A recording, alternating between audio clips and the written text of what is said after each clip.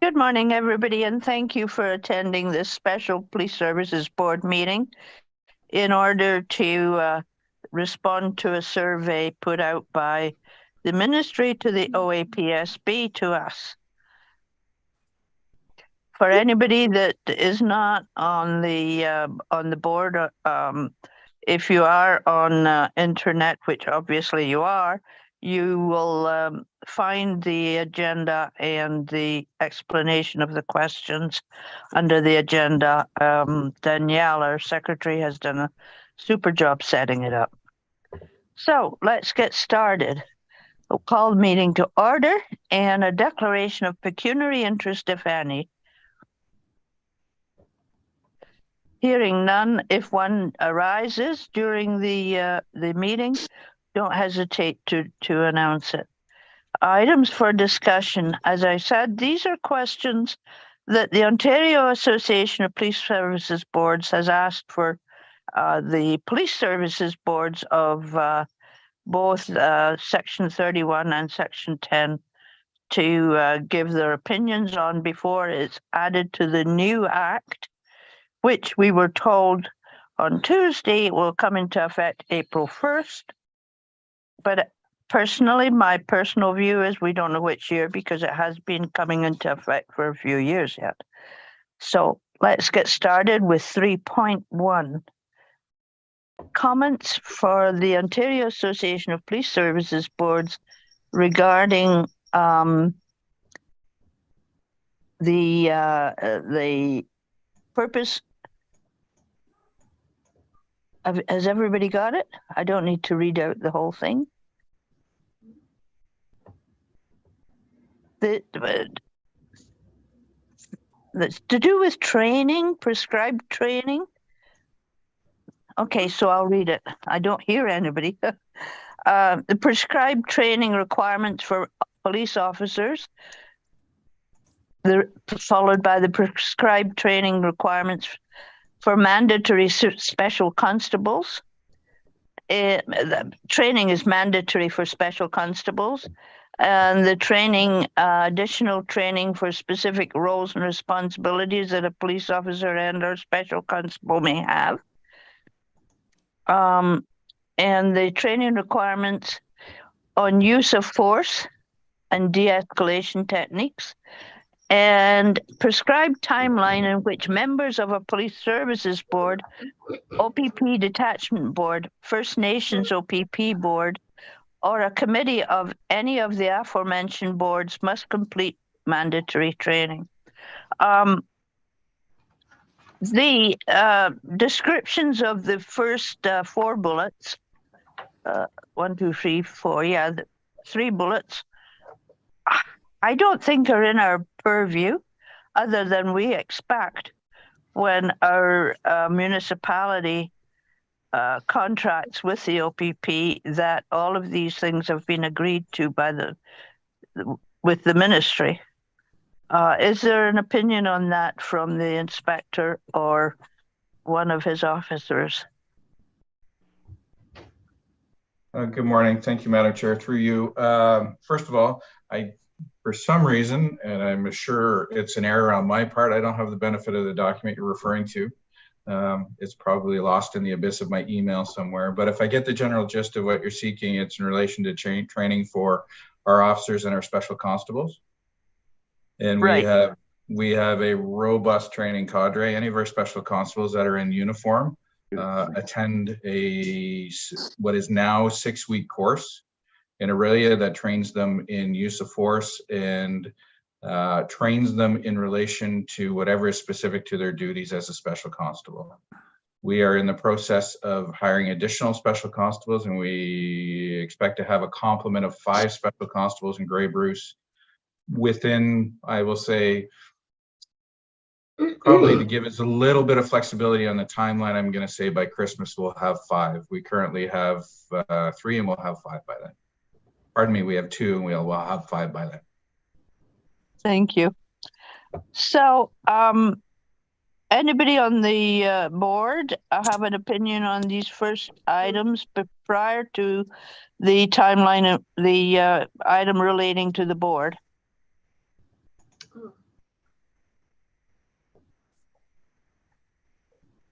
Hearing none. Excuse me, Chair Silverton. Two questions. Yep, Stuart has raised his hand and so has Tracy. Thank you. Who was first? Doesn't matter. Go ahead, Tracy.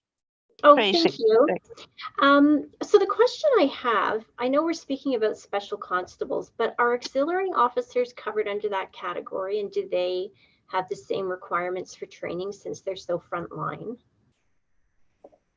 I believe that they are the special constables inspector.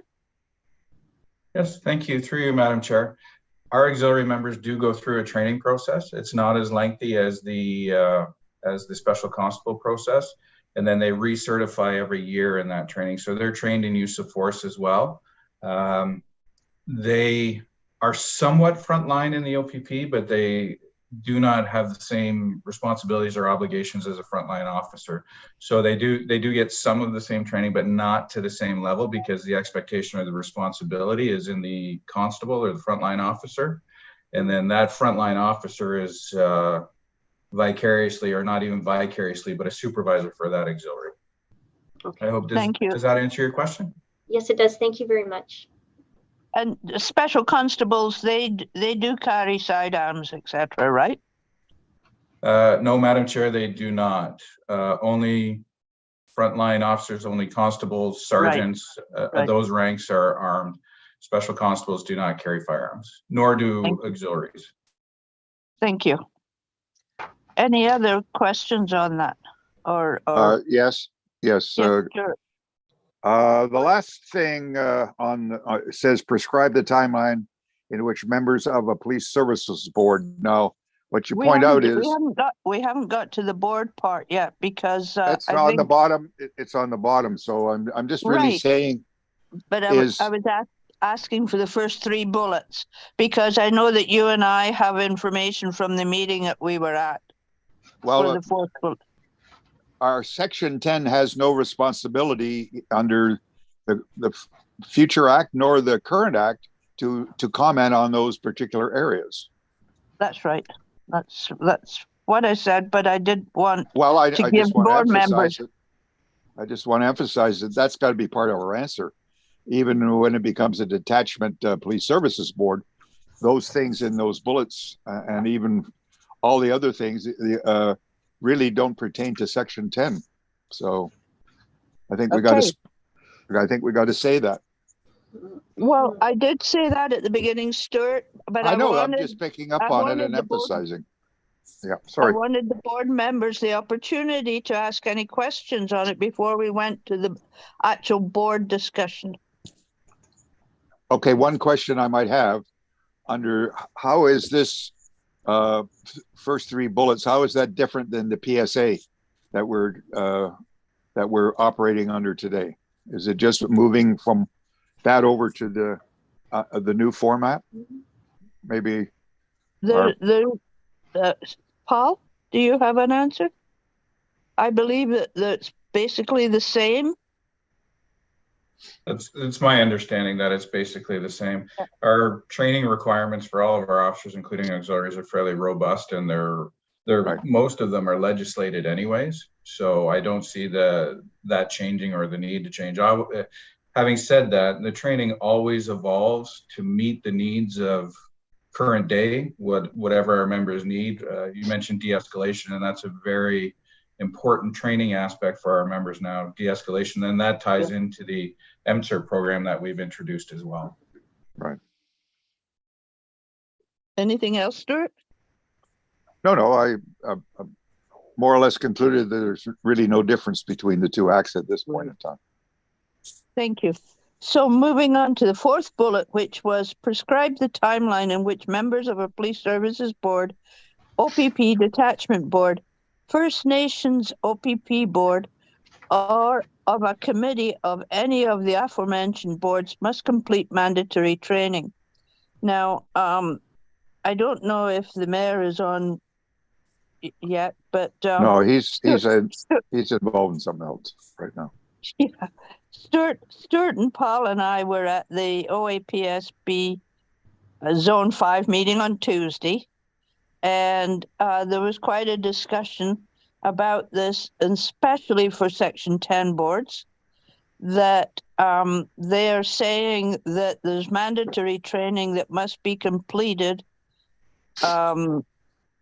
this year prior to the installation of the new Act. And they haven't taken into consideration the cost factor for Section 10 boards. As we all know, Section 31 boards are a small area with a lot of residents and taxpayers. Section 10 boards are a huge area with a smaller policing complement because of the number of residents. So therefore, the boards function under different finances, and I can see the inspector's getting ready to jump in here. He's itching. But the fact is, it's a huge cost factor. I worked out that the 8-hour training, nobody's going to sit for 8 hours on a computer. So say it's 4 times 2 hours times 5 members of the board, and the compensation that we get, we should have had an extra $3,000 on our budget, which is too late, and it's too late for next year anyway because the budget requirements are in. I did speak to our 2 council members and asked them to keep in mind that this will come up again next year if in fact this is added to the new Act. So the other thing that we could not get confirmation on about the new Act, and I have to admit I tried with the new Act to find it, but it's a huge read. The old Act, the Police Services Act, states that the mayor or his designate and 1 other member of council shall sit on the board of 5 people.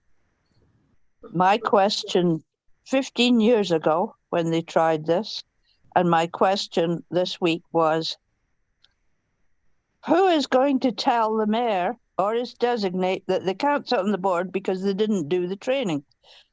Have you changed that in the new Act? Nobody knows the answer to that. So this timeline, which is, it has to be done very shortly, and then you don't know once the boards are amalgamated if you're even going to be on the board, is going to be, in my opinion, a waste of money for taxpayers. Now, I would like another, yes, Stuart, you were there. Yes, my comment is that Section 31 training for boards is entirely different than Section 10 boards, and they need 2 streams of training. We are not an administrative board, and we are, we have a different mandate, and I'm not sure what that would be, but it's entirely different than 31. That's running your own police force.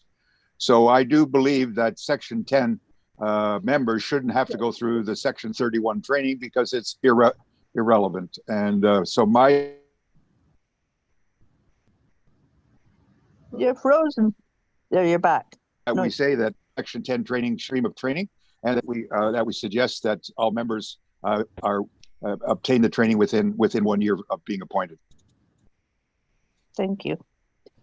Any other comments? Yes, Inspector. Thank you, Madam Chair. Through you, I was just having some thoughts as I sit here. I don't, and I welcome Staff Anderson to jump in here as well.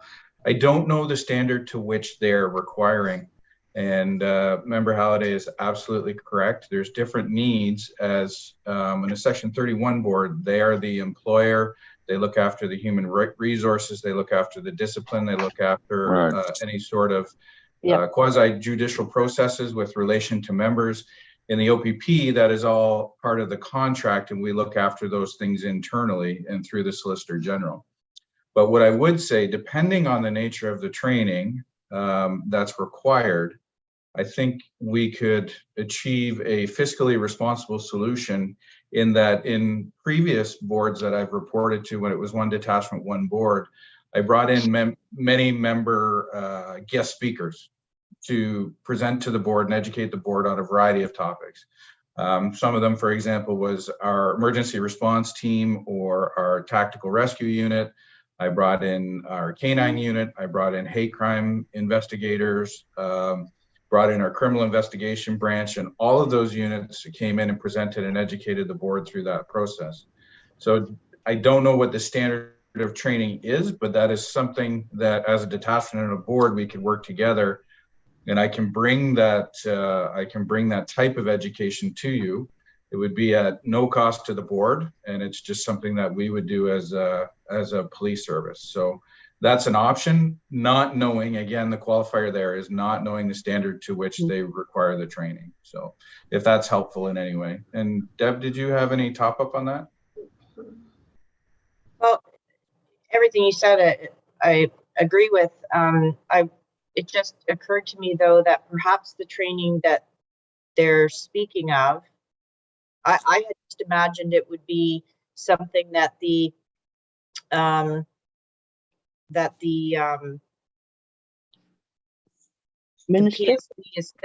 Association would put on, just so that it would be standardized and it would be more in line with what is the requirement of the board and what authorities they have and what their role is, and that sort of basic training for boards. That's what I was envisioning, but perhaps I misunderstood that. Well, according to them at the meeting, there are 2 training sessions. The ministry one is mandatory, and they emphasized the fact it was free. They forgot the fact that in the Act it says, as a member of a police services board, thou shalt be compensated. So they forgot the fact that at this time of the year, police services boards, it doesn't matter the section, have to ask council for funding. They have to get their figures in for their budget.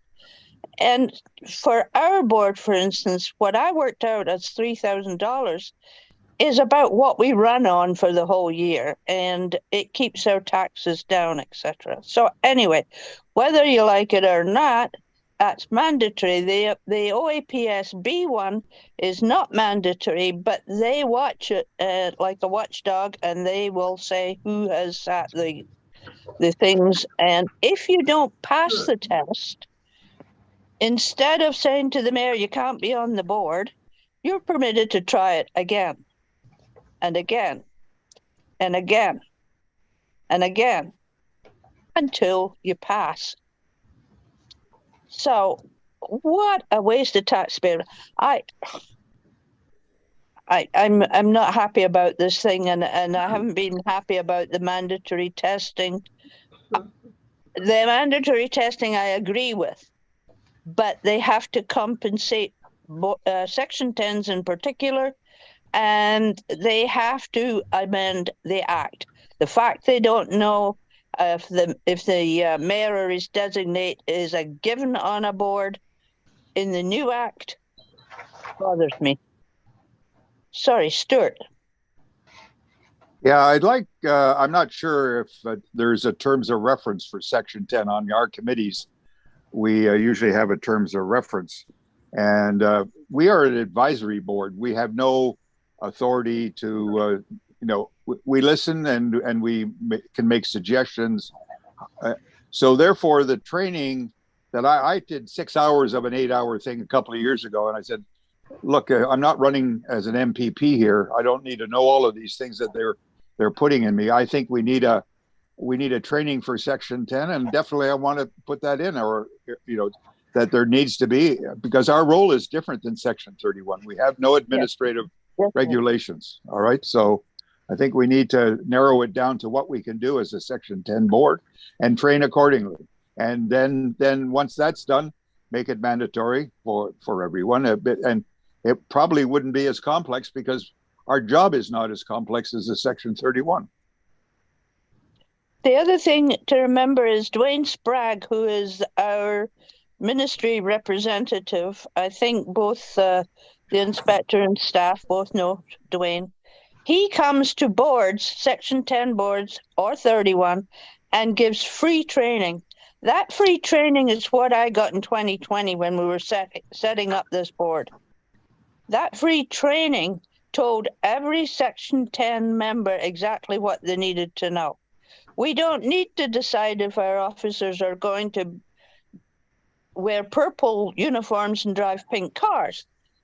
That's not our purview. That's nothing to do with us. Our purview is to ensure that what has been contracted for is happening and Right. make suggestions. Right. So, in other words, a good example of this ministry / OAPSB survey we're doing now are the first 3 bullets that are nothing to do with us. Right. In my opinion. So would somebody like to word for Danielle? And by the way, Danielle, I found out how to get all 6 screens. That's by just sliding it to the left. That was too difficult for me. Would somebody like to word a response to what Danielle prepared? Or do you want to read it, Danielle? Okay, you go ahead. So thank you, Chair Silverton, through you to the committee. I have been listening and drafting a bit of a recommendation. I don't know if this is what the committee is looking for, but it would give us a bit of a starting point, I believe, on the comments that have been brought forward and to just help to streamline things a little bit.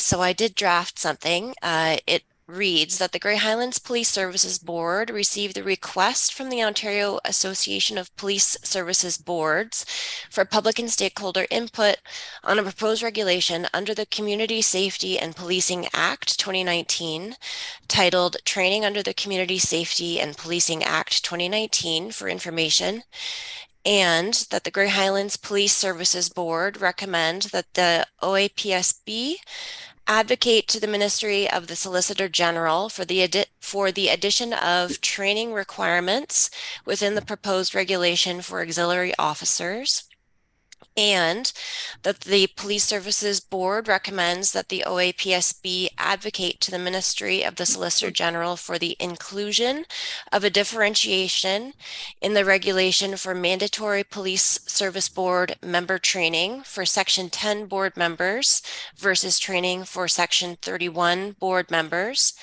and to include a timeline for completion of the mandatory board member training within 1 year following the member's appointment to the Section 10 board, and that the Grey Highlands Police Service Board recommends that the OAPSB advocate to the Ministry of the Solicitor General that financial assistance be provided for the cost of the mandatory board member training, and that the Grey Highlands Police Services Board requests the board secretary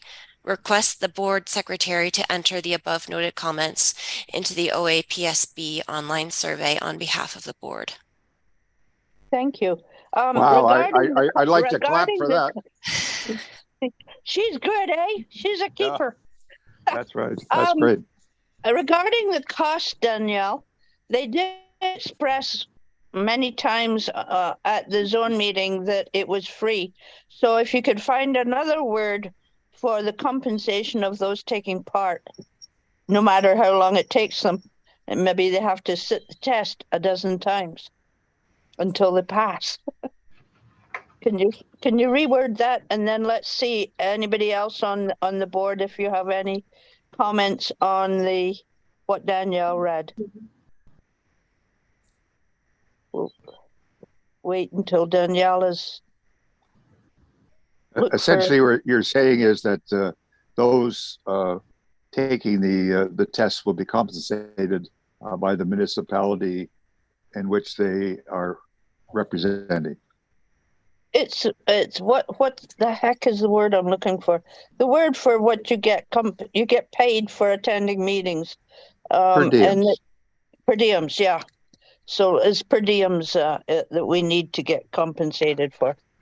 Interesting thing is a bit of an aside, but the new board, I've been told by the Solicitor General, because I'm a provincial appointee, will be 15 members, 8 from the political side, I think 4 from the public side, Yeah, and 3 from the political provincial appointee Program, yeah. system. So how will they be compensated in the future? Who? Well, I believe the new act does state that members of the board will be compensated, as that wasn't changed, I understand. But okay, Yeah, but if you Danielle is back in. Yes. I did change the wording there a little bit. I'll just summarize the last portion. That the Police Services Board recommends that financial per diem compensation be provided for the cost of the mandatory board member training. all right, Thank you. that's good. Okay, so other members on the board and advisors, any comments on what Danielle has prepared out of our conversation?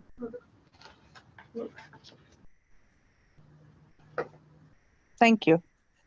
So we'll move on to, oh, is that a motion, Danielle? Thank you, Chair Silverton. So that will need to be moved and seconded and voted on, and that will Okay. constitute what we enter into the survey online. Thank you. Okay. Stuart is going to move that portion, and Councillor Lougheed is going to second it. Any discussion? Hearing none, all in favor? That's carried, thank you. So we'll move on to the next multi-bulleted section. In relation to major case management, why are we being asked for that? That's called micromanaging, I think. But anyway, here I go. Yeah. I don't think it's applicable to Section 10, any of this. That's right, but they want it answered. Well, that could be our answer. Yeah, well, I'll just read out the All four right, so bullets go just ahead, so we Bud. can confirm it's not applicable.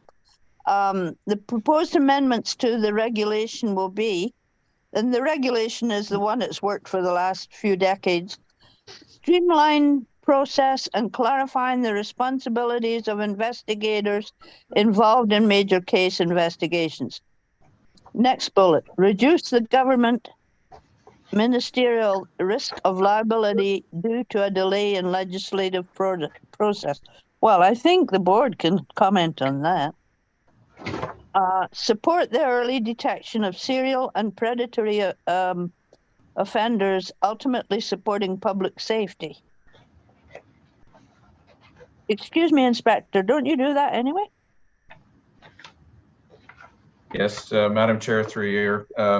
Very astutely put, we do those things already. We have our VI-class unit, we have our behavioral sciences section, we have a number of pre-indicators that are a result, frankly, of inquests into other investigations.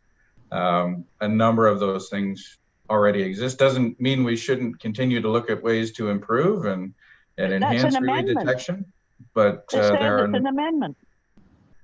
And you do it already. I believe we are doing it already. Staff Anderson, would you agree with that?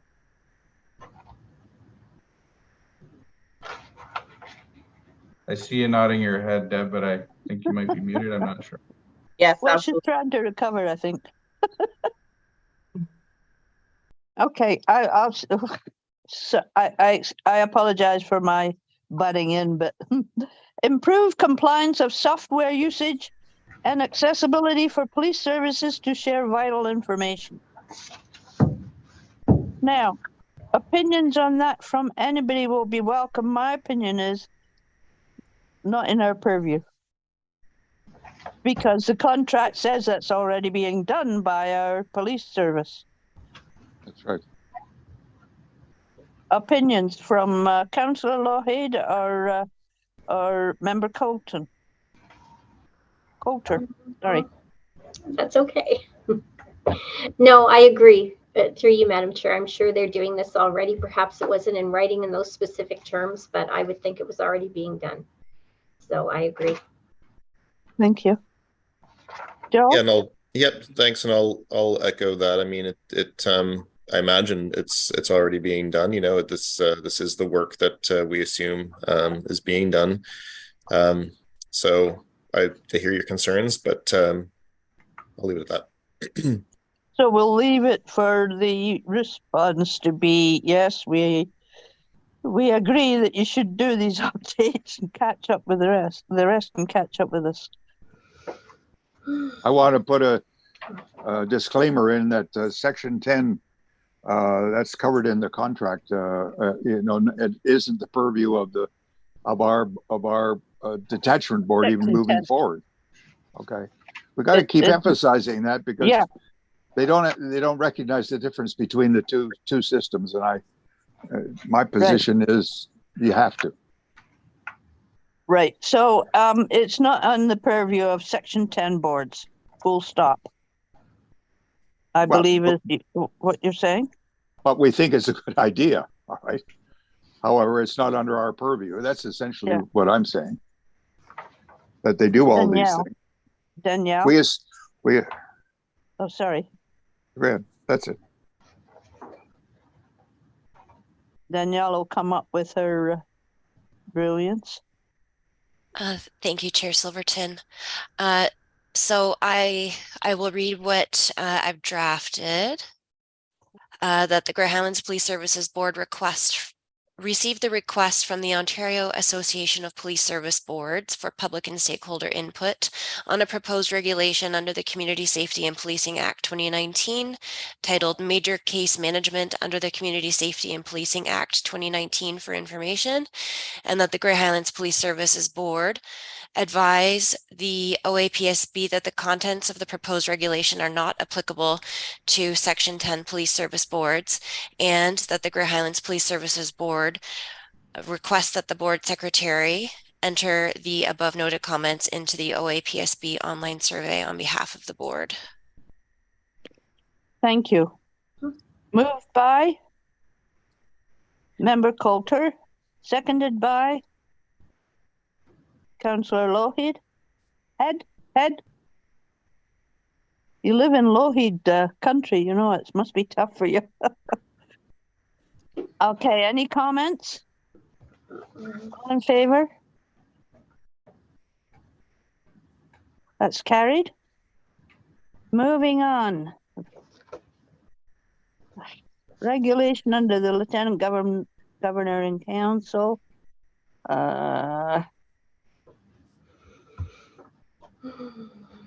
What have you got prepared, Danielle, on this next one?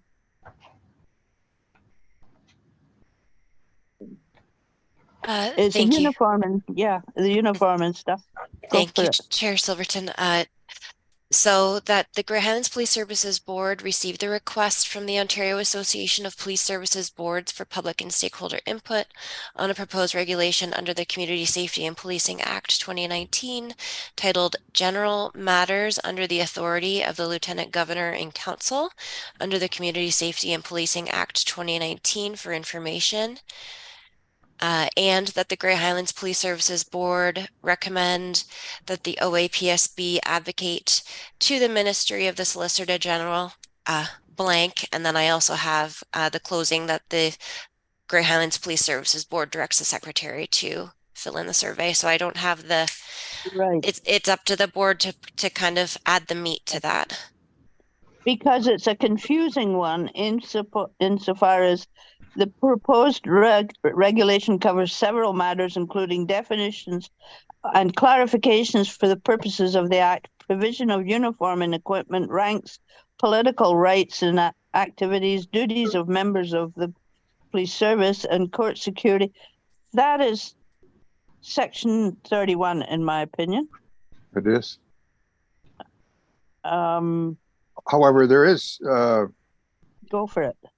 There is some sort of thing that could apply to a public position on a Section 10 detachment board, is that an active police officer wouldn't qualify for a public position on that police services board.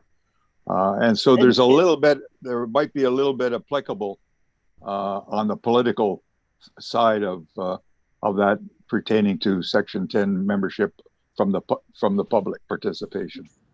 The new act states within the area the officer polices.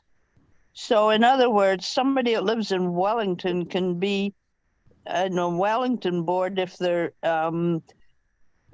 policing in Grey County type of thing. Yeah, okay. So that's in the new act anyway, as it was in the existing. All right. So okay. It's. I still think it's a two-stream issue. So. Yeah. Yes, Paul. For you, Madam Chair, I just wanted to introduce that the OPP has a conflict of interest process.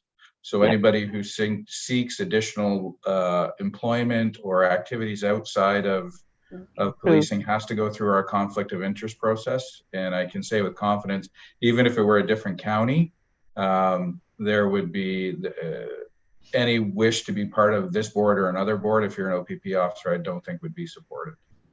Okay. Well, your conflict of interest at this time, I believe, may change, includes the fact that the notice of this desire goes to the board.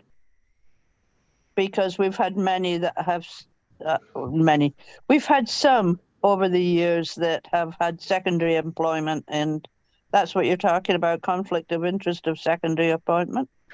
Yeah, secondary employment and other activities as well. Yeah. It goes through a fairly rigorous process, and it's considered by our legal department. And basically, the simple rule of thumb is if there can be any association or influence as a result of your position, you can't seek or take that position.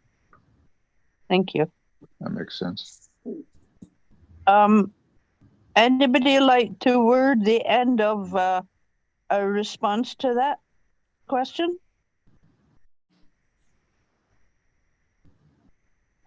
Well, we could say that we received the information and support it in principle, but we under Section 10, it's not applicable for Section 10 boards. Okay. Any other comments? Over to you, Danielle.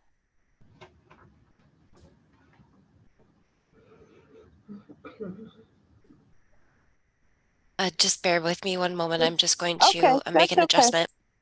Because the only thing that affects us really is the secondary employment or whatever, and that already exists. So right, that's the only thing that affects Section 10s, I think. I mean, that's an OPP regulation that they have. Yeah, it's not. Yeah, and it's on the act their own as well. reg. All right, so yeah.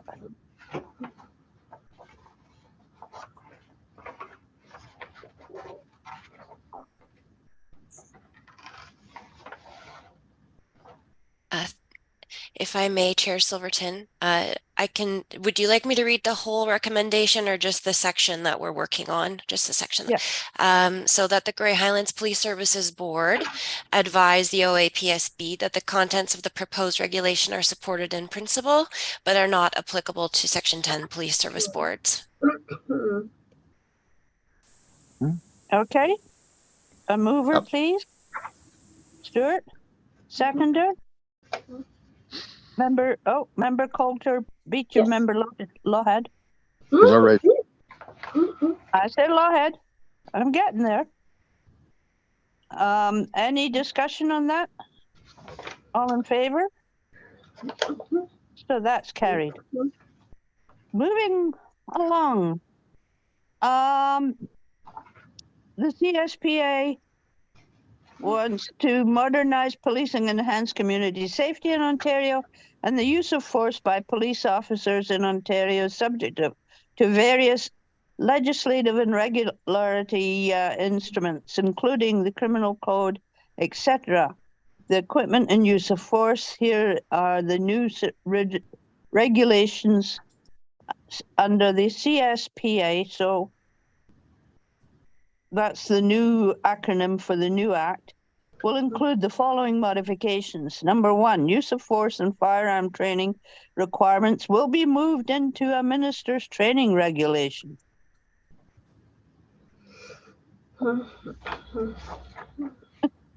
Number 2, yeah, sorry, go ahead. No, I think my answer would be the same as the previous one. We agree in principle, but it doesn't. It's not in our Section 10 purview to manage these events. Right. Any other comment on number 1? Because I believe it's already assumed that that's the way it is. Okay, But I think okay, go ahead. Sorry. Number 2, existing requirements regarding the submission of reports. For example, firearm discharge investigation reports, annual use of force reports to the Solicitor General will be moved into a minister's regulation regarding information sharing. Cool. Okay, I can see the inspector nodding, so that's good for me. Number 3, authorization for police services to use types of weapons other than firearms will be established under the regulation. I assume that's like the doohickey things, the shockers, rather than through separate ministerial approvals and standards. See the attached summary of weapon approvals, specification and standards for use, which I don't have here, and I'm sure you all did your homework. Any comments on that? Number 4, provisions relating to motor vehicles and acoustic hailing devices will be moved to a Lieutenant Governor in Council General Regulation. Number 5, provisions regarding the disposal of revolvers will be removed, as revolvers have been prohibited since 1994. What's the difference between a sidearm and a revolver, Inspector? They're both barreled weapons. One has chambers that go in a circular way, and then the other one comes through a magazine. We haven't had revolvers for quite some time. Just the other part, Madam Chair, about the other types of, it is a CEW, but we also have some less lethal options in what we call RWIN deployments and things of that nature. So we do have some other items that are deemed firearms, but they're less lethal options. Yeah. Okay. Rubber bullets. If you read all of the regulations, which I did read, it covers all that kind of information. So, so then I would suggest that we do our motion stating Section 10 assumes that. Go ahead. Somebody give Danielle something for the bottom of the. We agree in principle, and that the discussion is not a Section 10 discussion. Thank you. Is that good with everybody? Danielle? I can read the full recommendation for the committee to hear.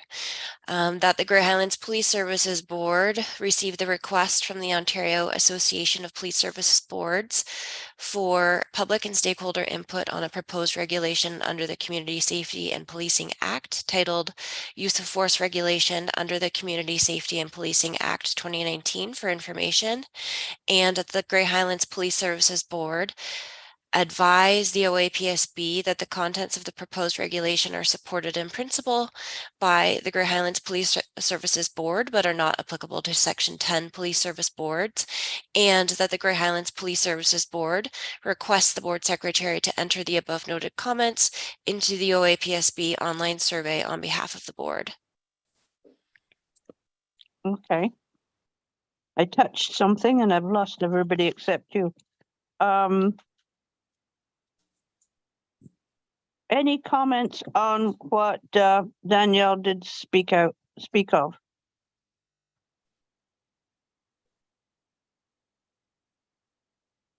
Any comments?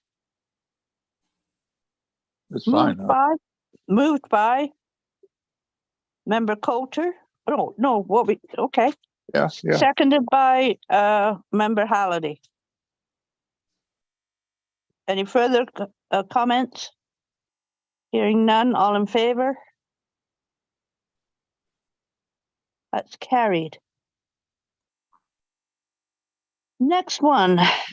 As part of the work to bring the Act into force, the Ministry of the Solicitor General is working on regulations to do with, would require the OPAAC to charge municipal boards for a percentage of the fees paid to adjudicators in police discipline related hearings. That's the Ontario Police Association group.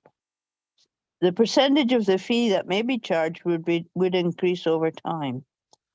That, well, okay, it's obvious that's section 31. However, I can't see within this writing what would happen when the OPP negotiate with the ministry. Does that mean that the negotiations will be costed down to the various municipalities that the OPP polices? I would imagine it would. I think that that's in that gray area there. But if you have a contract with a group such as the ministry, you should not have any additions to the cost of the contract. So go ahead, somebody, and give an opinion on that, on this item.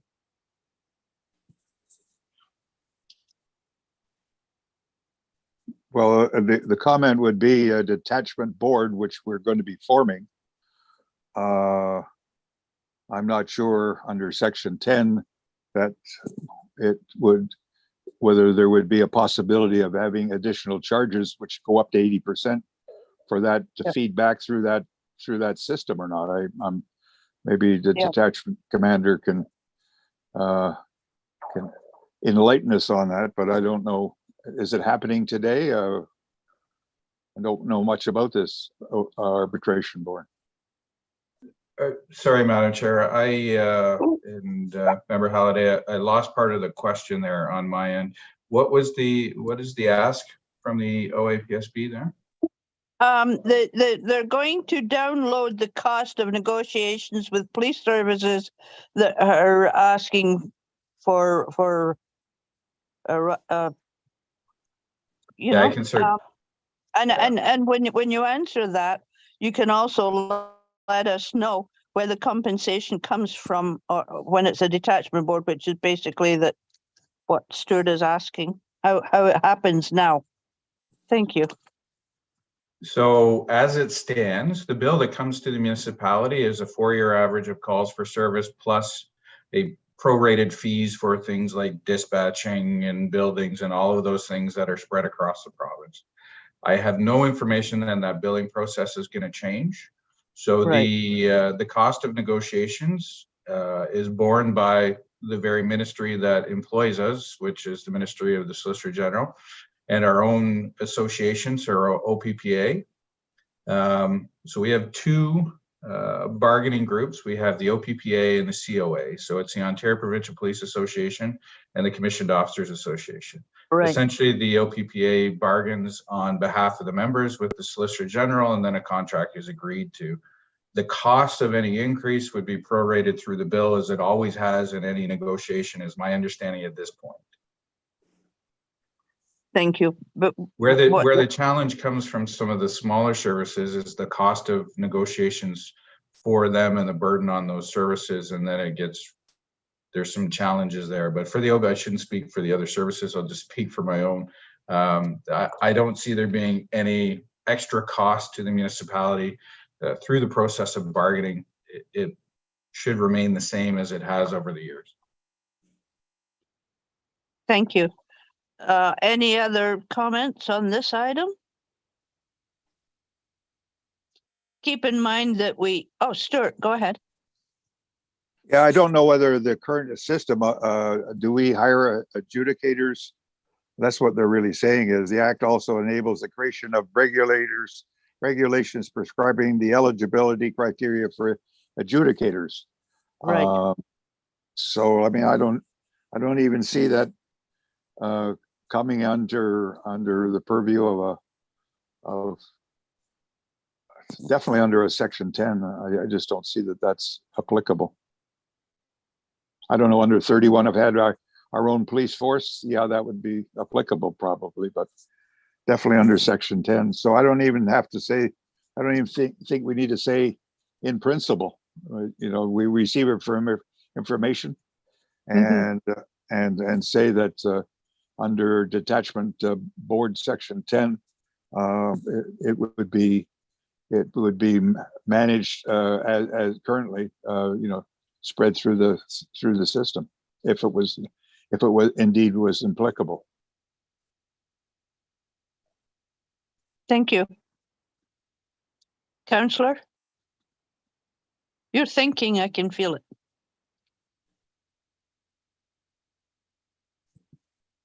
Sure, yeah. Thanks, Lynn. No, I think Stuart's summed it up quite well there. There's a lot to digest here, especially as a new member of this board. But I think that, yes, Stuart's summed it up quite well there. I don't think I have anything additional to add. Okay, thank you. Member Coulter? Ditto? I'm good, thank you. Yes. Thank you. I truly wish that you two had been at the zone meeting because it was aggravating for old time members such as myself and informative for new time members such as yourselves. And it's a shame you weren't there. And I don't think the detachment had anybody there either, but hopefully it was recorded. We are getting some of the reports that were put forward, especially from the new ministry. And Stuart, you just sit on me if I get to start saying what I was saying there about dictatorial, etc. Because Stuart and Paul and I believe our policing individuals know better how to police our area than somebody south of Highway 7. Sorry. But I don't think that was an issue. I think what the issue was that this new board or new concept, the CSPA, and it's not a ministry, it's a sub-ministry of the solicitor or a sub-department of the Solicitor General, seemed to be that it had a lot of how shall I say, oversight and disciplinary oversight over everybody. And so that was a comment, was that if that was taken literally, could be abused and become dictatorial. So that was just a cautionary discussion that we were hoping that the language wasn't could be, if it was taken literally, it could be dictatorial. If it was taken maybe in the spirit of what they were coming from, you know, it could be softened. So maybe we were looking for a little bit more less direct language. Yeah. In the overall situation. So anyhow, so when I get that presentation, I will be forwarding it to you all, and perhaps we can have on our regular meeting, next regular meeting, that attached to the agenda to discuss. I know that the mayor won't be at our next meeting, but Stuart and I can certainly do our best to answer any questions that any of you may have. So you'll have that for the next meeting, will you? Well, I told them I needed it for the next meeting, and if Okay, they don't, and I mean, you'll send they that out in don't- advance then? Sorry, Yeah, yeah. okay. Read this last item. Any verbiage, or has Danielle, have you done something? God, she's good. Yes, certainly. I can read it out, and the committee can make any changes or adjustments that they wish, but this is what I have currently drafted. That the Grey Highlands Police Services Board received a request from the Ontario Association of Police Services Boards for public and stakeholder input on a proposed regulation under the Community Safety and Policing Act 2019, titled Ontario Police Arbitration Adjudication Commission Cost Recovery of Hearing Costs under the Community Safety and Policing Act 2019 for information. And that the Grey Highlands Police Services Board advised the OAPSB that the contents of the proposed regulation are not applicable to Section 10 police service boards, and that the Grey Highlands Police Services Board recommends that OAPSB advocate to the Ministry of the Solicitor General that the process for the distribution of arbitration costs remain unchanged from the process currently in place for Section 10 boards, and that the Grey Highlands Police Services Board request the board secretary to enter the above noted comments into the OAPSB online survey on behalf of the board. I like that. Thank you. Any comments? Moved by Member Lawhead. Seconded by Member Halliday. See how I can see when the hands go up? Yeah. Any comments? Any comments from the inspector or staff? Hearing none. All in favor? So that's carried. Thank you for putting in this extra time. Our next meeting is on Tuesday, the 26th at 1 o'clock. We have one more on the agenda, Chair Silverton. Oh, I messed that one up. Okay, it was just I was getting rid of my dog and my husband. Okay, so sorry about that. Yeah.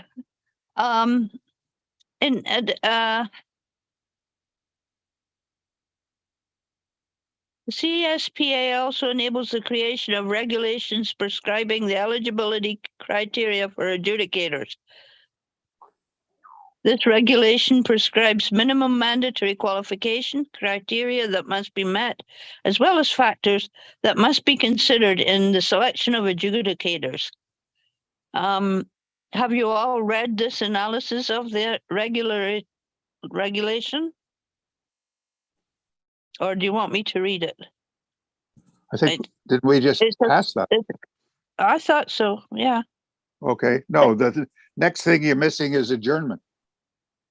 Well, no, I gave the notice of the next meeting first, and then Danielle said there was one more thing.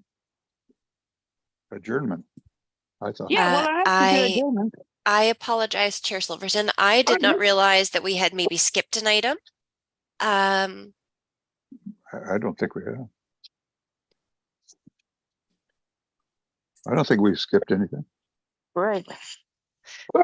So item 3.4 on the agenda was the use of force regulation. Which we covered. Item 3.5 was the Ontario Police Arbitration Adjudication Commission cost recovery of hearing costs. We did that. Item 3.6 is Ontario Police Arbitration Adjudication Commission under the Community Safety and Policing Act. Right. And I think our answer to that one would be at the Section 31 issue. Okay, I agree. All right. It's almost the same, isn't it? Yeah. Hopefully we put some intelligent input into these amendments to the Act. If there was something that we could put into, because I think they were mostly all 31. So, a motion to adjourn, if there's nothing else. Oh, sorry. Sorry, Okay. Chair Silverton. So we haven't formally, the committee has not formally made a recommendation in relation to the last item there. So I can read that. Thank you. If we're going to go with, Same. would we like to go with the same wording as the previous, including unchanged from the, okay. Right. Just bear with me one moment. And I did ask, by the way, members, I did ask Danielle on my behalf as chair to fill this out and submit it electronically because of the time constraints.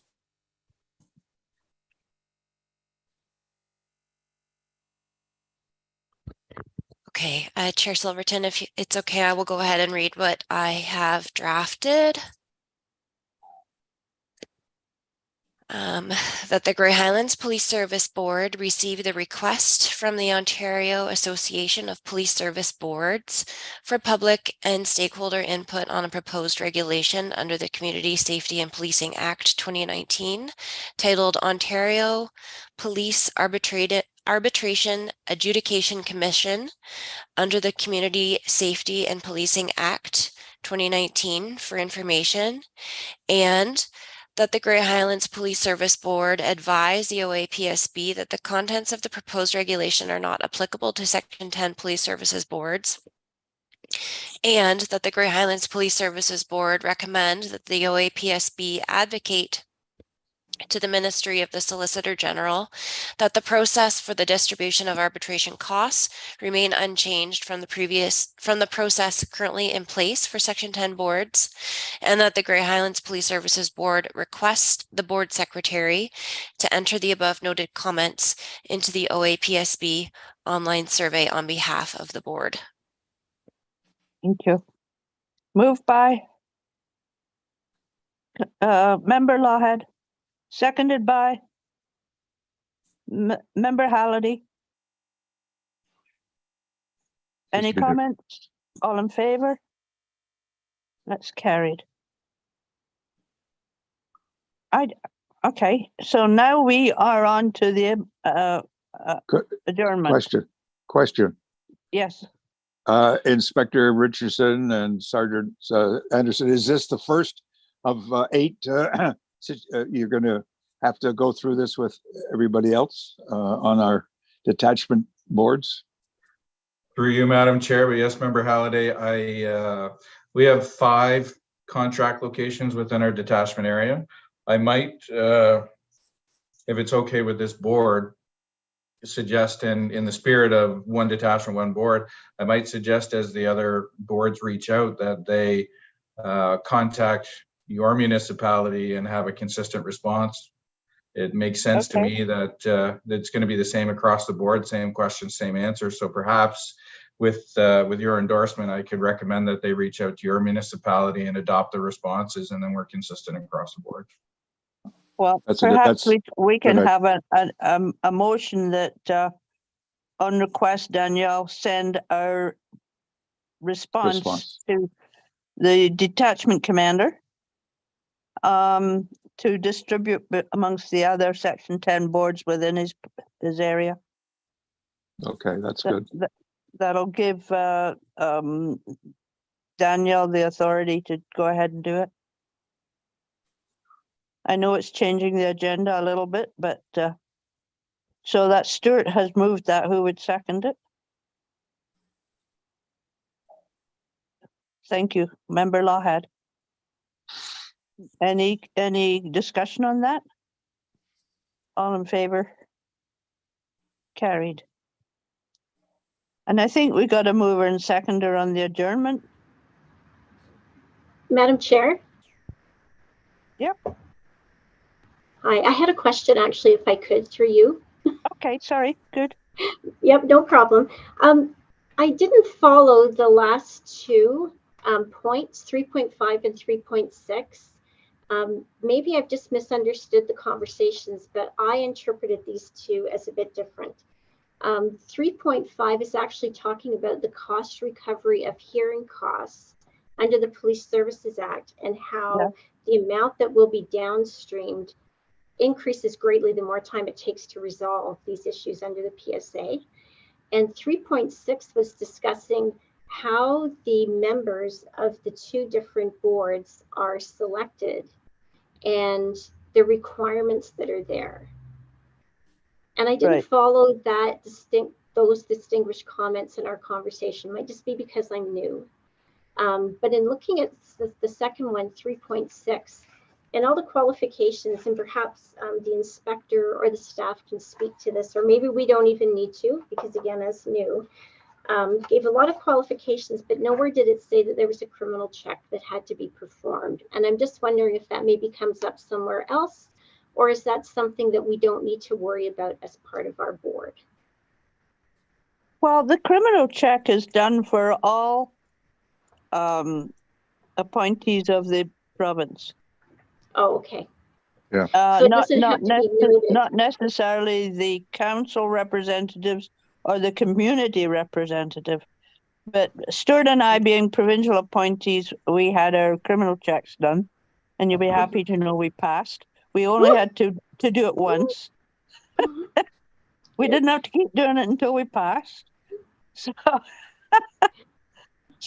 I don't know if that helps or not, but perhaps we could ask the inspector if at the next meeting or the one after, depending, well, I know he's busy, but a little more description on, with his knowledge of amalgamated boards, maybe even he could be a guest speaker at the zone about that, because you do have that experience, Inspector. And who pays the individuals sitting on the boards to attend meetings? Because that's still in the Act, I believe. How's it formed? How is it run? Who calls it? And this sort of thing. That would be very helpful, and it would open the eyes of everybody under your umbrella, Inspector, because there is total and absolute confusion. Communication was the big concern at the last meeting, because things are going on that we don't know about. For instance, there are all chiefs memos go out to board chairs to distribute amongst their board members. We haven't had any for months, and we are told that they're sent to us, and there's never been any stop. I was going to talk with Danielle about that. Seemingly there are things like that. Communication is the big problem, and Paul, if you can help us with that prior to and leading up to the amalgamation of the boards under the detachment, that would certainly help in a great deal. I'm certainly, Madam Chair, I'm certainly available and willing to help in any way that I can. We do have some relationships with the OAPSB, and yeah, Lisa would do that, right?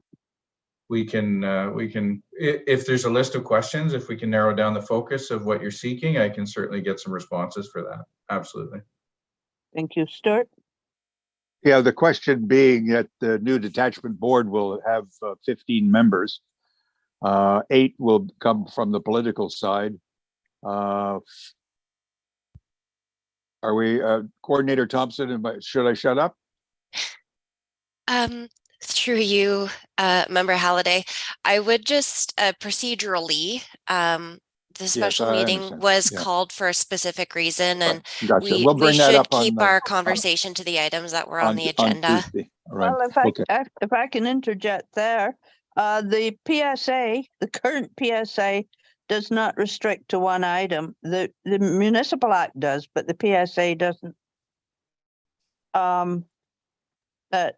Okay, so we'll have that general discussion of members' privilege on the next agenda item on the 26th.